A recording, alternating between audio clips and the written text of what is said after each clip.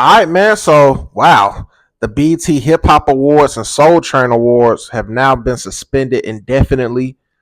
Yesterday, the first headline I saw it said that it was done like completely. But glad I did some more research and got a quote from the CEO Scott Mills addressing it in an interview with Billboard Awards, and he said, "So for BET Linear, we have suspended the Soul Train and Hip Hop Award shows, but we have a team that's actively thinking about where those award shows might best live as the media climate continues to evolve. They aren't gone, and we still have the NAACP Image Awards and the Stella Awards." So hip hop culture, had a lot of different opinions online as always. It was a lot of clickbait stuff. People saying Fat Joe is the reason why the show went down. But people had stopped watching it anyway. Like I can't even tell you the last time I watched the Hip Hop Awards because I tried to watch it one year. I was completely lost. I didn't know majority of the artists that was on there.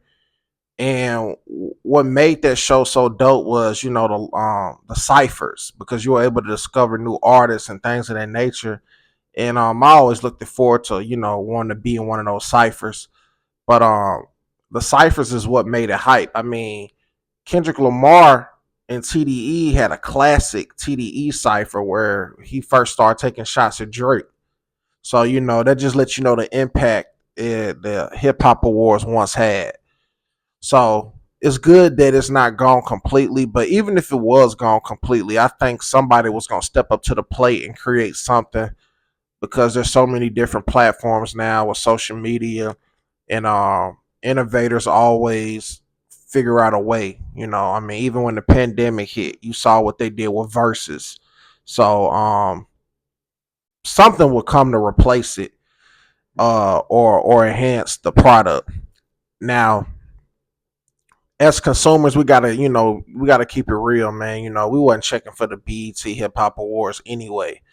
Wasn't nobody watching it. But the good news is they're working as a team and a collective trying to figure it out. So they can go online and see what people are saying and go from there and figure out a way to build this back up.